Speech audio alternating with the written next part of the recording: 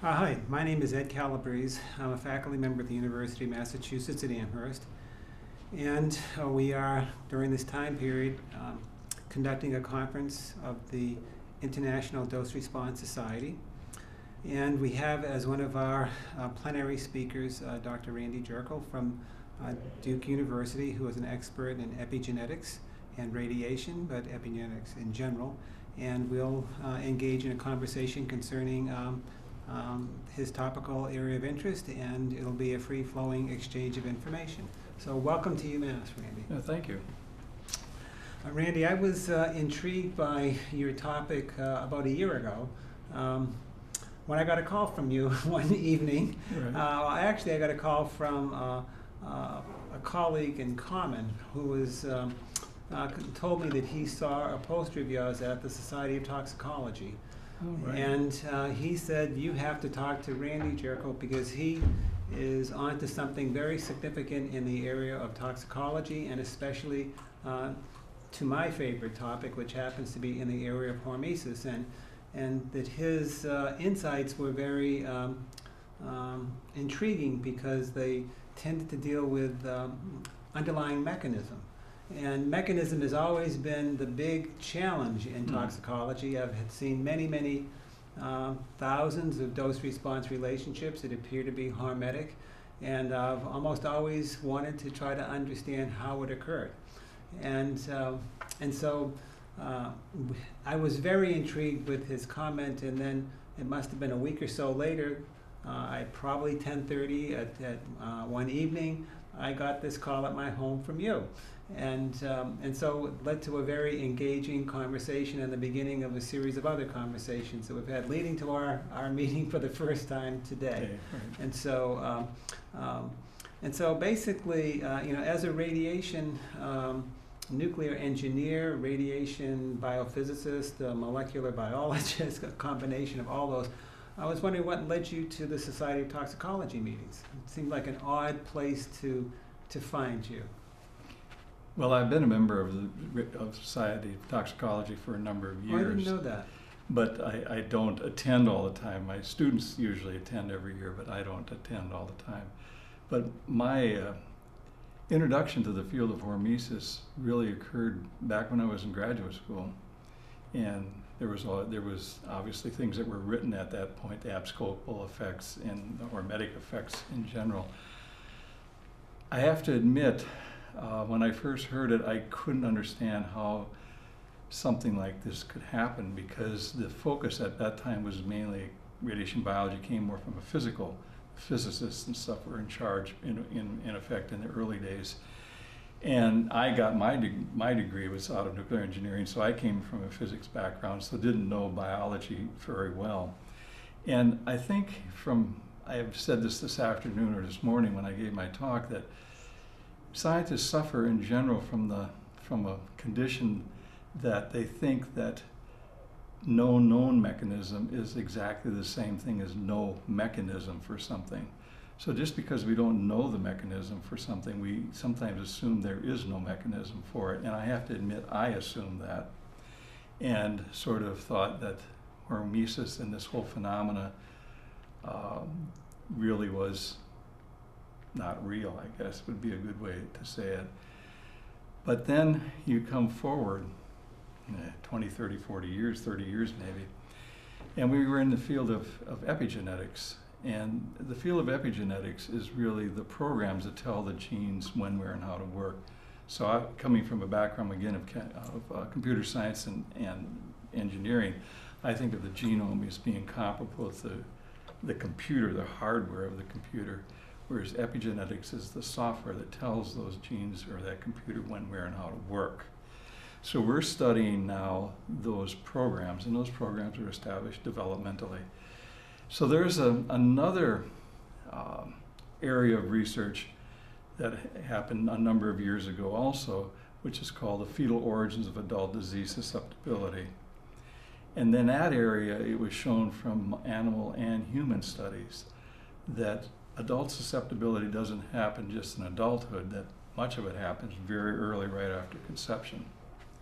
So that you've got something that's happening way back in time, affecting something much later in time. But the mechanism, again, by which this occurred was unknown.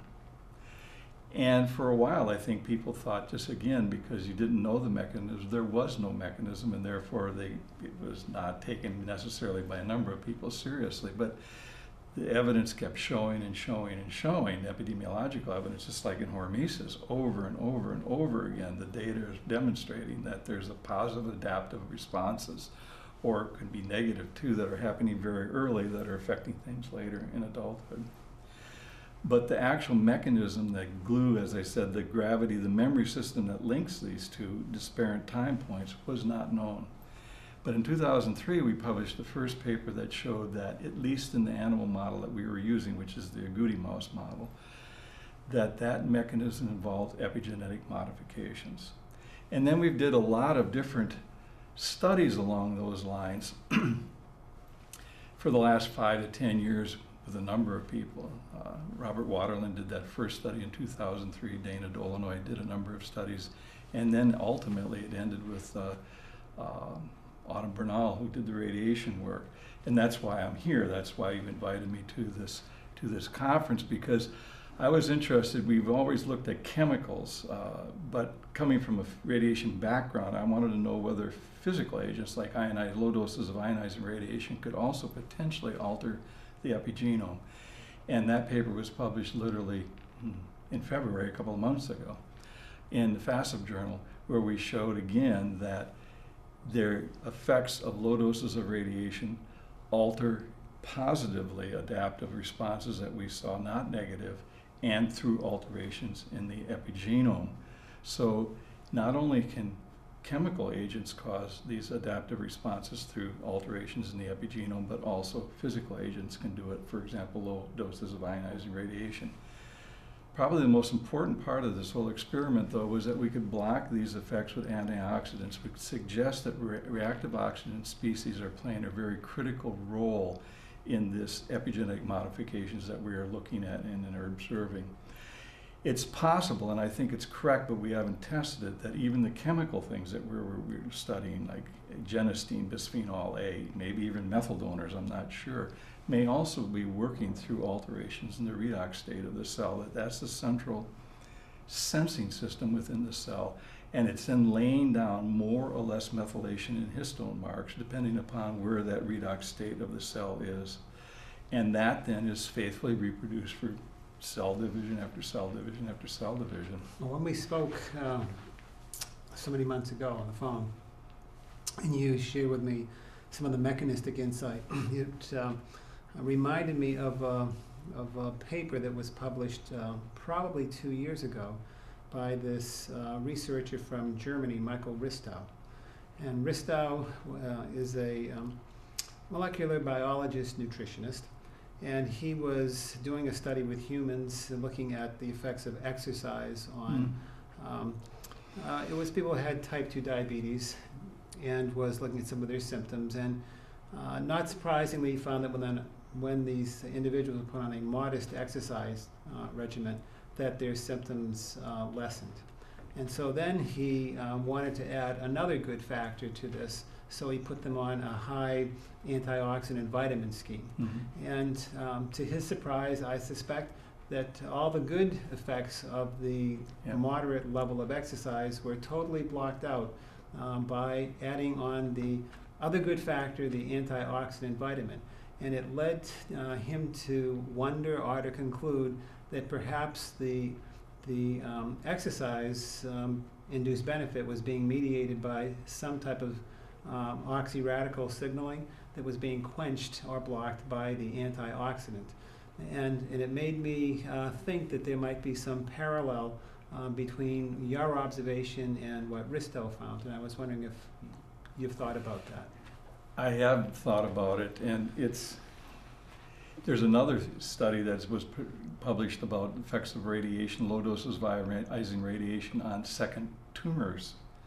You know, because sometimes when you radiate, you get scatter radiation, and they thought that they could reduce the number of second tumors through the use of antioxidants. And in fact, what they also found was an increase in the number of second tumors.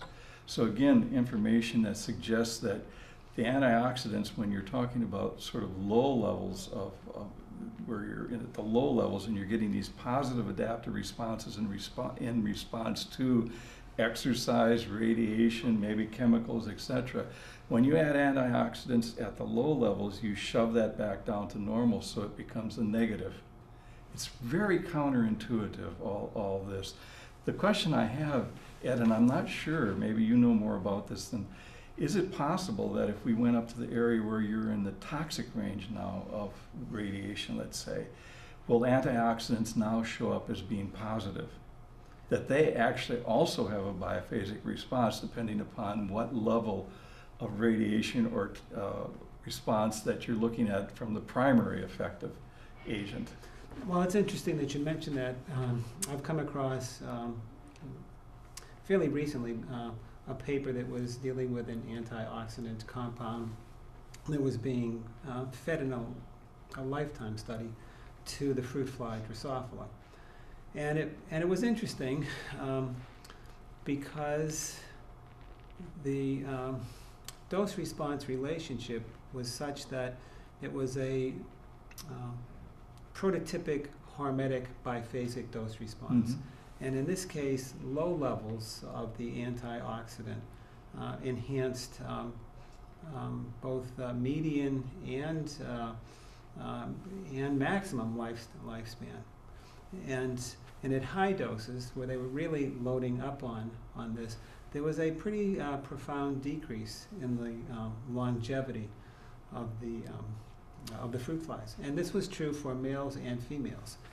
And so it was quite clear to me that the too much of the antioxidant was detrimental to different types of factors affecting lifespan, through probably different mechanisms. But low doses somehow optimized, a type of enhancement response. They didn't go into a deeper mechanistic understanding, but this is not the only biphasic type of dose response with antioxidants that I've seen. I've seen it also with BHA, right. As well in the fruit fly model. And I would have to say that these investigators did look at different types of underlying mechanisms in search for this deeper understanding. And but nonetheless, there's a parallel between what I'm seeing with respect to their work and what I see with yours. Yeah, I think this is very confusing to the general public. It's also quite confusing even to me. But, because you think of antioxidants as being advantageous, but yet what we're seeing at this dose of radiation all the way up to the highest dose we use, which is about 7.6 centigrade, which is a little above what you would have for a CT scan. You're in that range. Antioxidants in this model system were definitely not. They were negative. I'd like to ask you, it's a somewhat related question, but it relates perhaps to your experience before epigenetics. And that is that for a variety of reasons, in the last 2 years or so, I have taken it upon myself to try to explore how the medical community treated patients prior to, for a variety of illnesses, but oftentimes infectious kinds of diseases, prior to the onset of the discovery of antibiotics. And I came to learn that, in fact, X-rays were a pretty common choice when you don't have any other options to give. And so back, I'll say probably from the 20s to let's say 1950-ish, 1945, when penicillin became commercially available, that X-rays were used to treat gas gangrene, boils and carbuncles, otitis media, sinusitis, arthritis, pneumonia, and a number of other things in a very long laundry list. And one of the interesting things to me, shocking things to me, is that in most of these studies, the physicians reported that it was reasonably successful in the treatment. And even though today we don't do that sort of thing, Germany, very advanced country, never stopped treating people with arthritis with ionizing radiation, and they treat about 50,000 patients a year. And starting about 1998, investigators in Germany decided to really get to the bottom of this thing mechanistically, and they identified 6 or 7 animal models by which they could induce different types of arthritis, and they then tried to mimic the human clinical treatments that they give. And in each case, what they found was that, yes, indeed, they could essentially lessen the occurrence of the arthritis, comparable to what you might have with NSAID drugs, and that the dose-response relationship was a J-shaped. Mm-hmm. And so that at lower doses, it actually was very successful in reducing paw swelling in a mouse or rat, reducing the damage to the cartilage in the bone. But beyond all that, and it was consistent, they then went in and dug deeply into the mechanism. And they found about 7 or 8 reliable but integrating mechanisms that created what I'm going to call an anti-inflammatory phenotype. And what they claimed is that the response, the protective response, this anti-inflammatory response, it reduces the symptoms of the arthritic pain and so forth. This occurs, this dampening of the immune system is very tissue specific, that if you have inflamed tissue, it acts to dampen the immune system. But if you actually have non-inflamed tissue, like control group cells, that actually, with the same dosing of the X-rays, you get an opposite response. You get a low-dose enhancement of immune activation. And it's an inverted U. The other is a J-shaped. It's the opposite. But in looking at all these, I found it fascinating, because I'm somewhat susceptible to lung infections at times. I've had pneumonia a couple of times in my life. And I saw patients who would be in terrible shape going into various hospitals. They would be given essentially a therapeutic dose of X-rays before there was penicillin and other things to give. And within 3 or 4 hours, the patients who were under great duress would begin to breathe much more comfortably without duress. And ultimately, the occurrence, the risk of dying, back in those days, about 40% of the patients who had pneumonia died. It went down to about 10%. It was really quite successful. And their stay in the hospitals was reduced by about 50%. And I'm seeing that low doses of X-rays had the capacity to induce some type of anti-inflammatory component.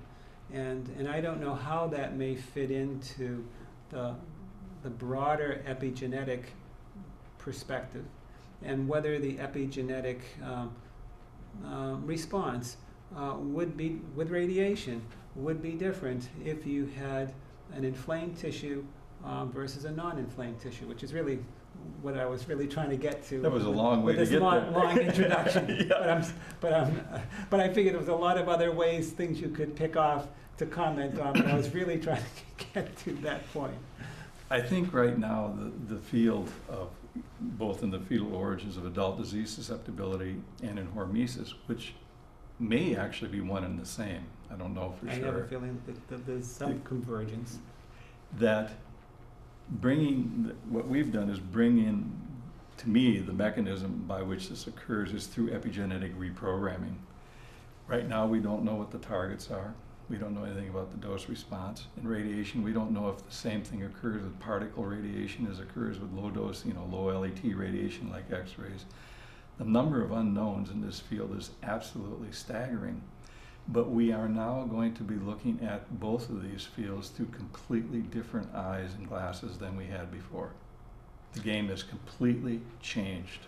Well, I was very intrigued with the presentation after yours. It was a summary of Dr. Restow's work, although he wasn't here today.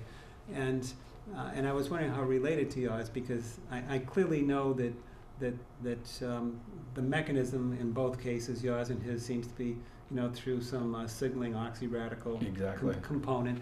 But Restow's was interesting to me for extension to yours, because he was working with these nematode worms, but he was seeing a lifespan extension. But then they showed that they resisted certain kinds of other stresses, that they swam more quickly.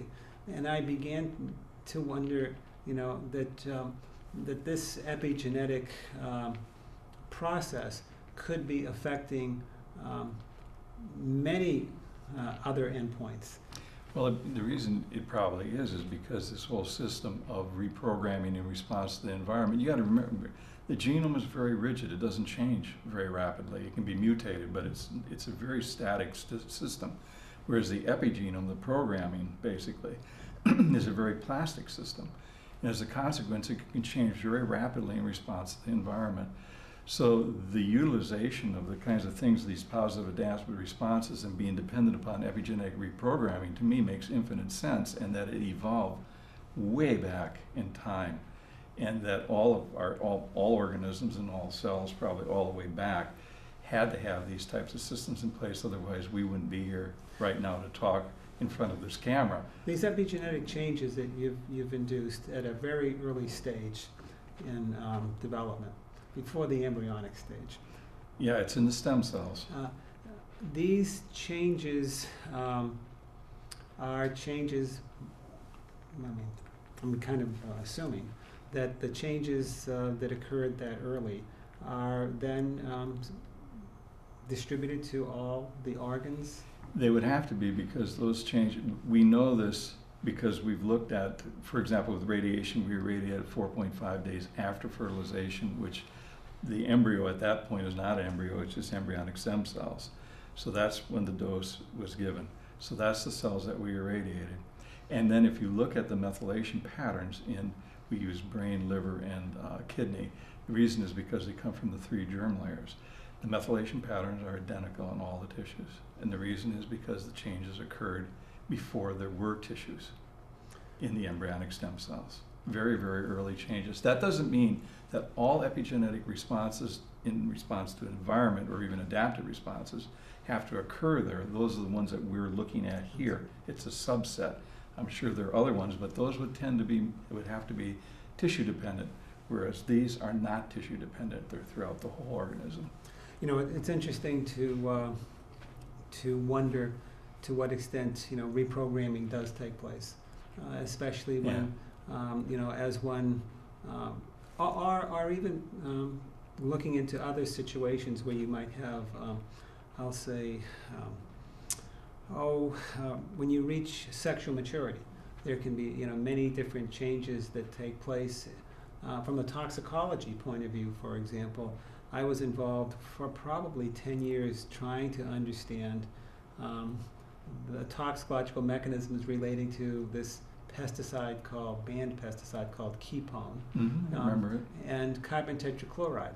And Yeah. very, very, very low doses of these two things, normally not having any biological effect on the system, but when put together at the same time, more or less, in a Sprague Dawley rat, ravaged the liver and essentially killed 100% of our rats within 48 hours. Now, I spent many years trying to figure this mechanism out. But one thing that stands out, and that is that we never saw that interaction before they became sexually mature.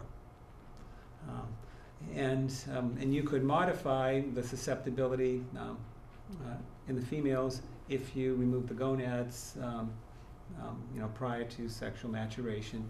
And it was more complicated if you remove the male gonads. And I'm wondering, within the framework of epigenetics, how sexual maturation relates to perhaps is there an epigenetic component that somehow works in this to refine or modify that process? Well, the epigenome its sensitivity to change varies with age. the most sensitive period of time in development is really right after fertilization, because that's when in fact all these programs are being laid down. So the environment now can deregulate or even cause adaptive responses easiest there, because that's when the programs are being set down. And also after birth, when things are in your brain, particularly, things are still growing and the brain is still developing. And sexual maturity at that point is a big time at which tissues and things are changing and growing in response to hormones. So I would assume, though I have not studied this, that you're going to see a lot of epigenetic programs being established then. And just that, there's windows of opportunity in both positive and negative fashions throughout life. In adulthood, it's probably the most stable. Until you start getting older, then things start falling apart, not only just as we know, but also probably epigenetically, in that you cannot maintain these epigenetic marks quite as well. So one of the things that comes out of that is the fact that you probably are getting increases in cancer because of epigenetic deregulations. Yeah, I've seen reports of people trying to, who might have, let's say, cardiovascular disease, and being placed on, I'll say, positive life activities. It could be change in diet, it could be exercise at some level, it could be better sleep, it could be lots of different things, in which you can begin the process, I'm going to just call it, of something like biological remodeling. Mm-hmm. And when I look at biological remodeling, it makes me think of epigenetic reprogramming. And I'm wondering if there may be something between those intersect. Well, I mean, the good thing about the field of epigenetics is there's so little known about it right now. I can answer probably and be correct, most likely. Right. I mean, it's the thing that's exciting about the field of epigenetics is, even though it's growing exponentially right now, is from as long as I've been in here, but it was off the radar until recently. I mean, we're adding, last year, I think as I said this morning, we added, the scientific community now added about 16,000 new papers in the field of epigenetics. It took us 15 years from 1990 to 2006 or 2005 to put that many papers into the literature. So it's really, really rapidly growing field. I'm trying to think about how, see, one of the things that stands out in hormesis to me is its generalizability across being very independent of model, endpoint, inducing agent. So that kind of spoke to me to some of its generalizability. But when I look at all these dose responses, the one thing that really stood out is that the magnitude of the hormetic response is inherently very modest. Mm-hmm. And about 20-30% or so. Yes, and I was wondering how that size reflected in some of your experience studying epigenetic parameters or endpoints, or see, because typically, I'll let you think about that while I kind of fill in a little bit more, and that is that when I look at a hormetic endpoint, the typical, makes the most sense to me, endpoints for hormesis are what I call integrative endpoints. The kind of endpoints that all the signaling leads to produce. So if I were to look at a receptor leading to cell signaling pathway, ultimately these converge to try to produce something that is an integrative endpoint. It could be cell proliferation, it could be growing hair, it could be extending lifespan, it could be integrative endpoints such as those I see are endpoints of a hormetic type. And so I was wondering, when you look at the impact of changes in epigenetics on integrative endpoints, and if it's been studied within a dose-response framework, do you see any constraints on the magnitude of response as I see within a hormetic framework? Well, I think one of the difficulties in interpreting we look at things percentage-wise. I say 20 to 30% change. By that, though, I mean 20 to 30% of the animals are actually, let's say with the agouti mouse now, 20 or 30% of those animals are protected. They're brown, and they're protected basically from obesity, diabetes, and cancer. So for those 20% of the animals, this change is not trivial. It's huge. Right. Whereas when you take it as a group, it's only, quote, 20%. But when you look at it from an individual standpoint, those 20% that have that, from the standpoint of their survival, it's absolutely phenomenal. Now typically when I think the same thing happens, and we tend to grind up stuff and average stuff. But when you look at it at an individual level, or even when you look at it at the allele level where we're looking at, we only have one allele in this agouti mouse that has the AVY locus. That locus is either methylated or not methylated. Or there can be some cell division, but even when you look at that and say, well, this animal has 50% methylation, it's not really 50% methylation. It's like being 50% pregnant.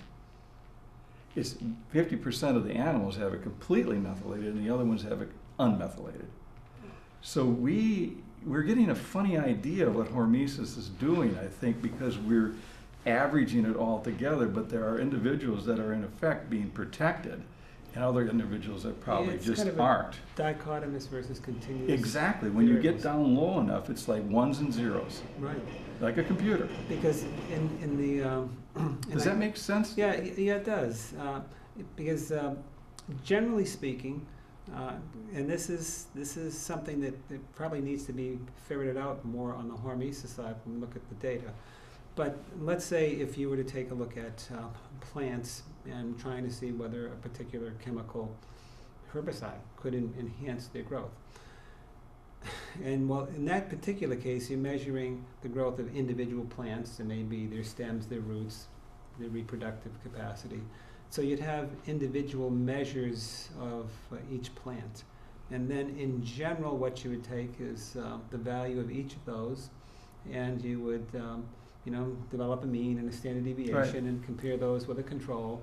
And that's what you look at. Yeah, and that's what you look at.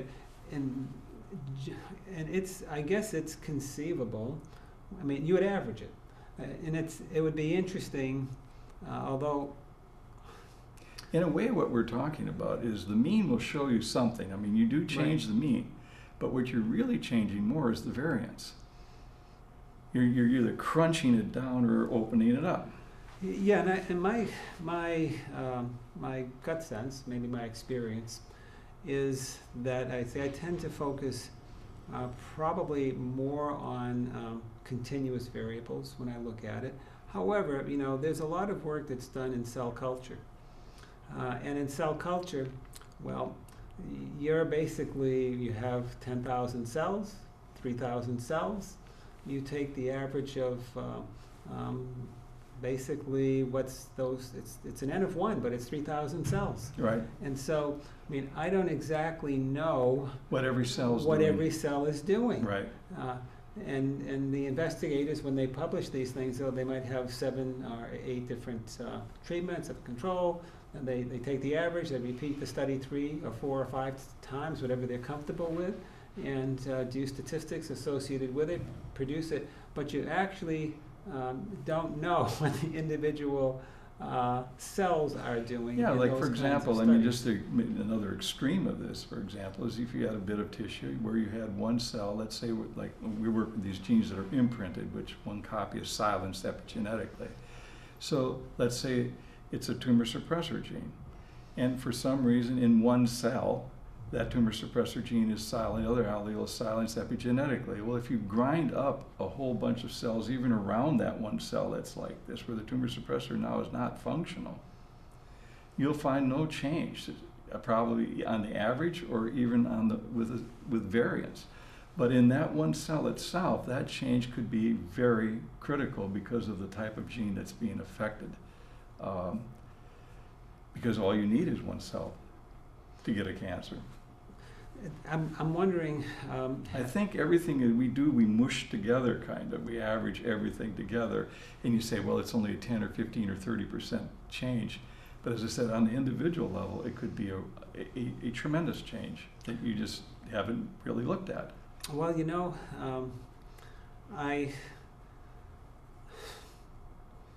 I think in terms of this all or nothing, I think that probably is true.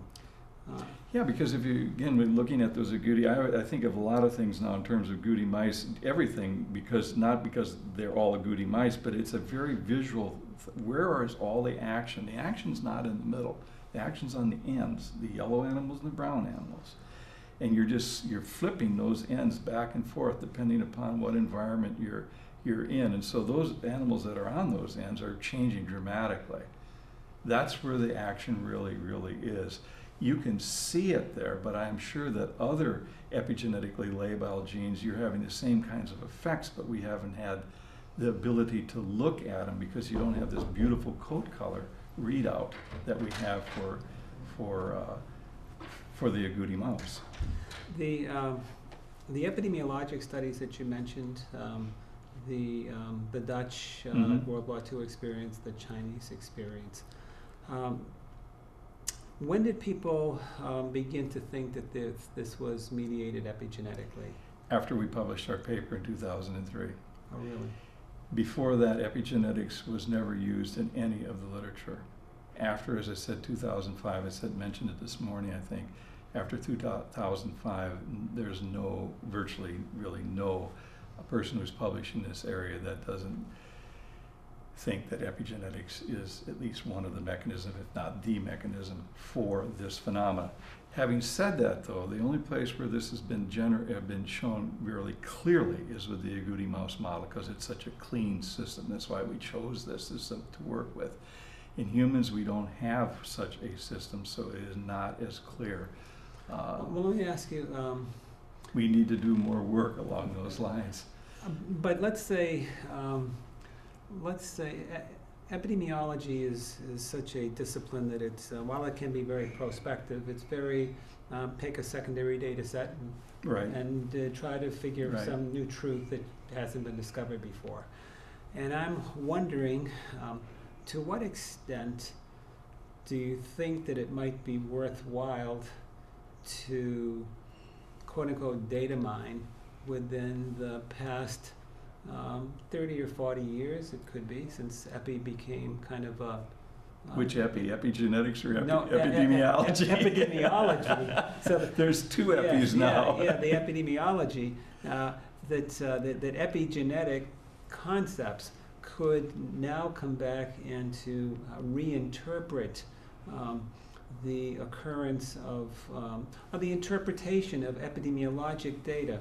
I'm thinking of, let's say, parental smoking during pregnancy, alcohol consumption during pregnancy, certain drug taking, other kinds of, perhaps going back and looking at the Mormon data, where the lifestyle was considerably different in terms of looking at positive health impacts, and to what extent hypotheses that could be guided by current insights on epigenetics might yield revolutionary new interpretations of past accepted epidemiologic interpretations.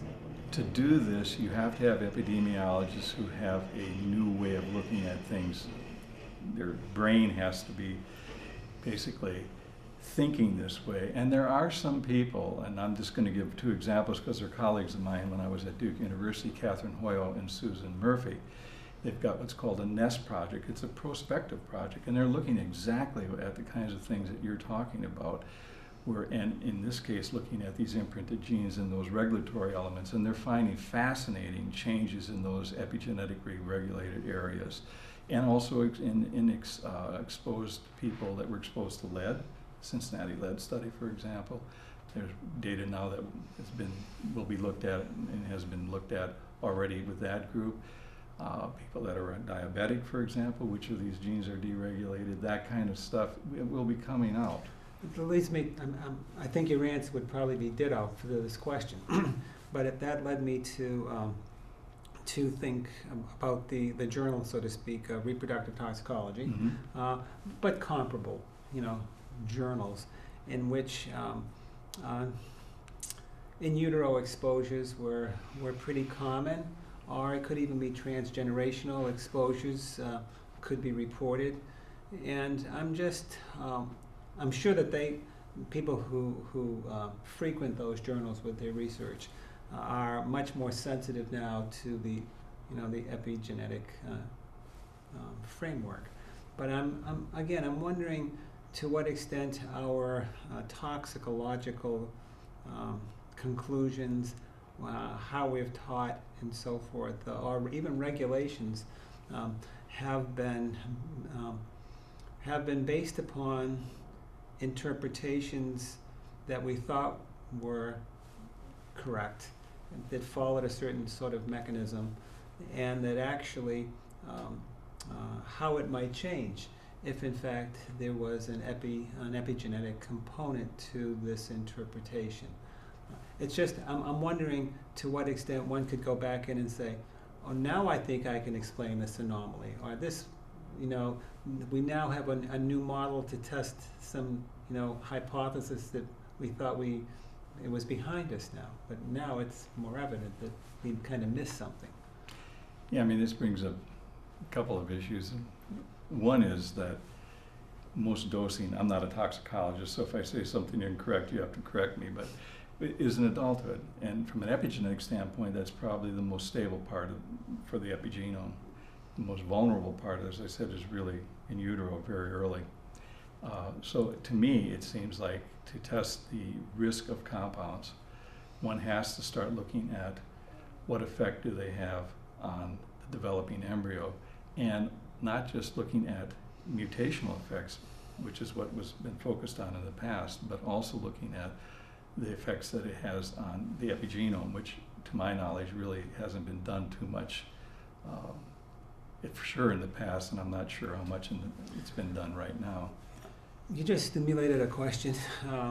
Actually, I'm probably really concerned now, and for me, and that is that our national toxicology program, for which basically all the major high-use chemicals are tested in that major investment, and our regulations are essentially almost entirely based upon the outcome of the national toxicology chronic bioassay.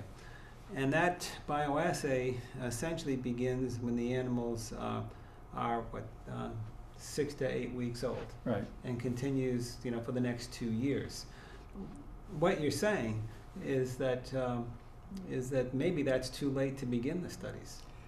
I think we have to take into account that some of the toxicological effects, particularly, let's say, like of endocrine disrupting agents, things like this, that don't seem to have a clastogenic effects, or not causing mutations, let's say, that some of these compounds might be altering the epigenome, and you would only see that if you expose animals when they're in utero.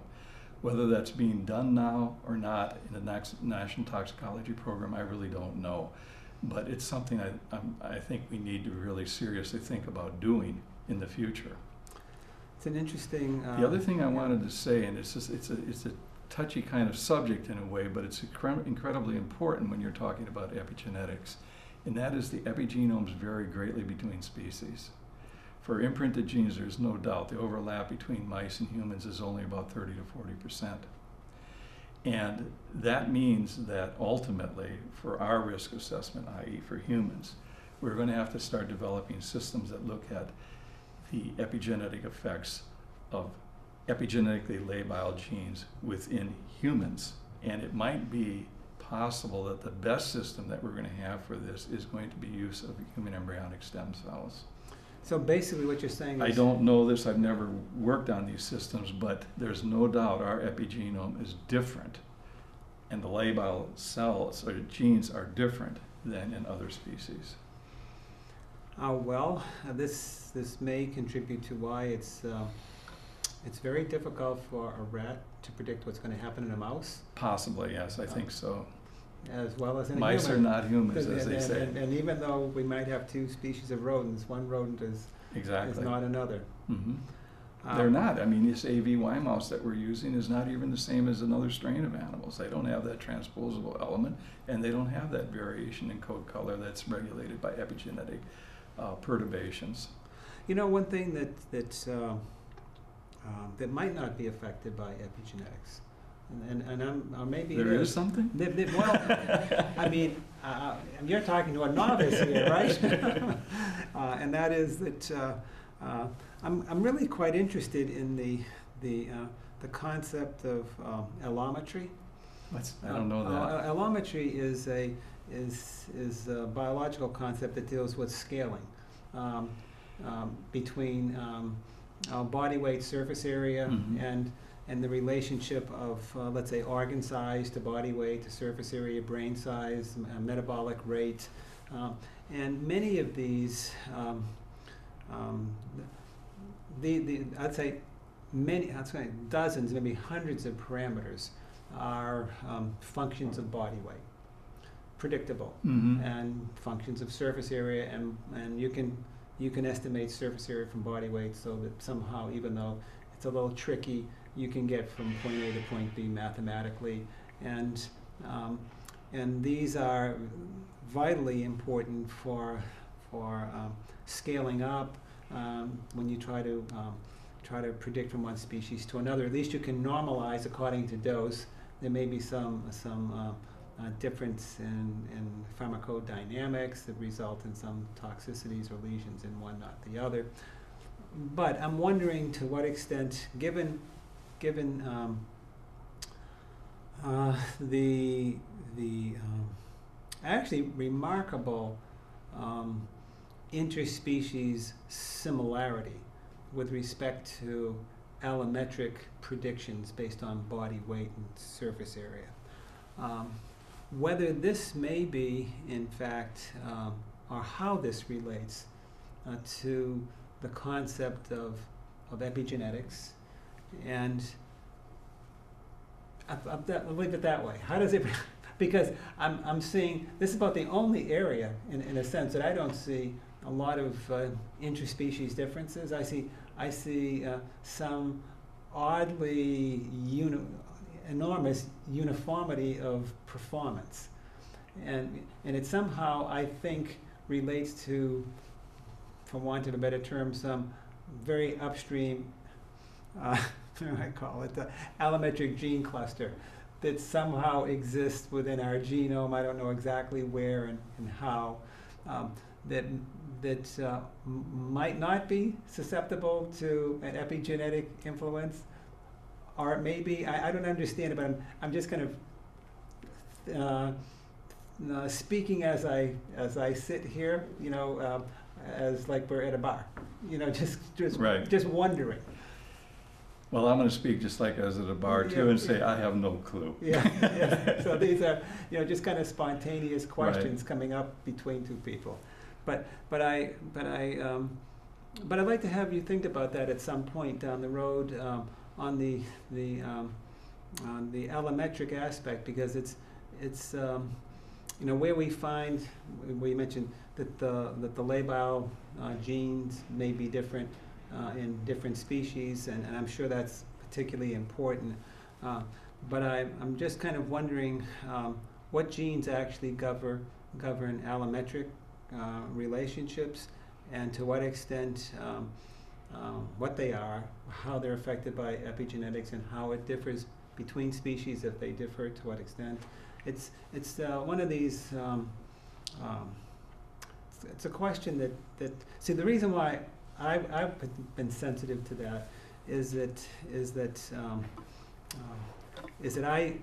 I believe that hormetic dose responses are can be modeled allometrically, and I also believe that the hormetic dose response is constrained, or is a measure of the constraint that's imposed on the system by plasticity. Yeah, because ultimately you get to a point where I always say you break the system, and then you get into the toxic effects, which is what most people study because they're at higher doses. And you can see these effects in easier, obviously, in adult animals. So there's an endpoint that you can read out, so people study these things. Yeah, I mean, I don't know how this, what you're talking about, scaling genes, what they would be at all. I don't have any idea. Okay. Have you, I'm sure you probably have thought of this, given the profound clinical implications of epigenetic changes, and that is that when people have a known inherited a gene that has a high predisposition for a disease, Mm-hmm. and the disease could be, the breast cancer gene, or it could be, diabetes, or it could be something else. And my guess is we all are carriers of some type of genetic predisposition for a disease, or most of us have something if we could look deeply into it. Down the road, is there any therapeutic application for these that could help people? I'm thinking people who, on the breast cancer gene, where people are afraid and they have, radical mastectomies and other things like that could be prevented in the future by epigenetic manipulation. Well, I don't know about BRCA1 and BRCA2, but there are a number of tumor suppressor genes, for example, that are turned off epigenetically. And there's what's called epigenetic therapies now that actually, they work best initially, they work best in treating of leukemias. Some of that might be leukemia itself and the genes that are involved in it, and the other is with solid tumors. It might be more difficult to get the compounds into the tumor to treat, just like you have problems with chemotherapy. But it's a whole different approach, because if you, for example, gene therapy from an epigenetic standpoint is just opening up the genes. The genes are fine. There's not a mutation in these genes. They're just not functional. So if you can open them up, particularly if they're tumor suppressors, you might actually tell that cell, which is malignant and growing uncontrollably, you have to be a good citizen, or you need to basically commit programmed cell death or suicide, which we call apoptosis, right, and go away. So these compounds do this. And there's, I think, a whole industry now that is focusing on that as another mechanism by which you potentially can treat tumors, maybe by itself or in combination with radiation and other more cytotoxic compounds. Any application towards the range of these P-glycoprotein efflux systems, where you give a drug to somebody and it works. They somehow send the cancer into remission. Then a year later, 6 months later, it comes back and you treat with the same chemical again that was effective, but this time the chemical really is being not let into the cell because of this efflux system. Is this something that has ever been looked at with respect to epigenetic modulation? Not that I know of, but I'm not a chemotherapeutic person, so there might be people that are doing this. But you can see where you could use cytotoxic or radiation along with something that is an epigenetic therapy, because you're attacking a completely different angle that they might be very synergistic. I think this is a really exciting area of research and maybe therapy in the future for cancer. It's also potentially a possible way in which, if there, for example, are neurological disorders, let's say like autism and schizophrenia, that are being caused by genes that are being epigenetically regulated rather than mutated, that if you could open them up and therefore, let's say a normal gene is there, but it's not being functional, like imprinted genes, for example. If the copy that's functional is mutated, you could have a problem. Well, the other one's just sitting there, doing nothing. So if you could open up that gene, you might not have this disorder once you got past that stage of development. What I'm saying is that the field of epigenetics is really in its infancy right now. Even though we looked at that, getting back to that papers being published, they're going vertical. But really, it's just the beginning of this whole field. And the number of things that can be done from looking at it through different glasses and looking at these diseases, as you say, through a different perspective, and what can now be done versus what couldn't be done when you didn't know that epigenetics was involved in the etiology, let's say, of hormesis and the fetal origins of adult disease susceptibility. It's incredible the number of things now that need to be done, and it's an incredibly exciting time to be doing science. Well, you know, I just finished a manuscript. I think I told you probably this morning, I guess, and that was that I looked at recently the effects of ionizing radiation on longevity in insects. And one of the interesting things when you talk about, you know, like a fetal or an early life stage that affects disease in the adult. And well, was evident here was that you could expose the very youngest stages of the insect, the egg stage or the larval stages, you could even the pupal stage, and you could have profound effect on the longevity in the adult stage. You could, but it was also interesting to me too. And talk about, you know, the fixation of an epigenetic program, perhaps. But there was also the possibility that in fact you could enhance longevity by exposing the adult, a newly emerged adult for an insect. But you could also do it with lower doses if you got them at an earlier life stage. And based upon our conversations today and some reflection while we're speaking here, it makes me think that those people who had developed those ideas and who tested these hypotheses never had the epigenetics hypothesis, you know, on their mind. No, I mean, we're in the era of the genome, and almost all energy is focused on genetic mutations. In other words, changes, using my analogy, of the hardware of the computer. What we're talking about are alterations in the software that runs the computer. I'm often asked by people, like reporters and stuff, what's more important, the epigenome or the genome from the standpoint of disease susceptibility? And I said, they're usually typing away on a computer. And I said, it's not. I said, I'm going to ask you a question if you like my analogy. What's more important for you getting out your report, the physical machine that you're typing on or the word program that you're using? And you cannot answer the question, because they're both involved in this whole process. But you can ask a different question. And it's very, very important, and that's this. Which is going to give you the most problems overall? Changes in problems with your hardware or problems and glitches in your software? And more than likely, most of the time that you're shut down will not be because of a hard drive or a chip going out in your computer. It's because of malfunction of the software. And I believe the same thing once all is said and done, and we're a long ways from that the greatest amount of variability and susceptibility that gives rise to susceptibility to diseases is going to come from alterations in our epigenome, not the genome. You know, your comments are making me think that it was very, very difficult for investigators in the early decades of the 20th century to induce mutation. Mm-hmm.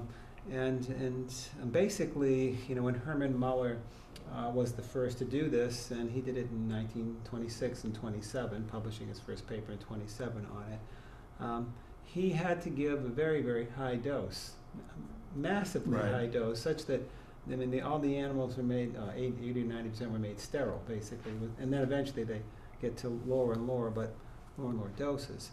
But people knew back in the 20s and 30s that the genome itself was very stable. Mm-hmm. And this was a problem because they had to try really hard to induce mutation. Right. And now it makes me wonder whether and to what extent, you know, given the software analogies that you have and you know how the body sends messages and other ways of guiding things. That today's world is also, looking at non-ionizing radiation. Yeah. And I'm thinking that this that the intersection of epigenetics and non-ionizing radiation could be a very exciting area. And I think this field needs to be looked at again from the perspective of epigenetic changes, and also potentially, I think, from this, just like we see with ionizing radiation, the possibility that not all doses of non-ionizing radiation are going to be negative. I don't know this, but given what we see, you've got to look at it from an epigenetic standpoint in a dose-response manner. I mean, the agouti mouse actually would probably be a very good model for even looking at that if one wanted to do it. Well, one thing that struck me in your presentation was there's an optimized extent of methylation, and there's perhaps too much, too little. And we had a presentation right after lunch today that was dealing with the golden ratio. Right. And the golden ratio was looking at, it was looking at oxidants, antioxidants, it was looking at nitrate, nitrite, it was looking at systems of optimality, and how it was not much different than looking at fight and flight. It's fear can be good, fear can be bad. Right. It's finding how you use it and what's that optimal situation. So I suspect that we will find that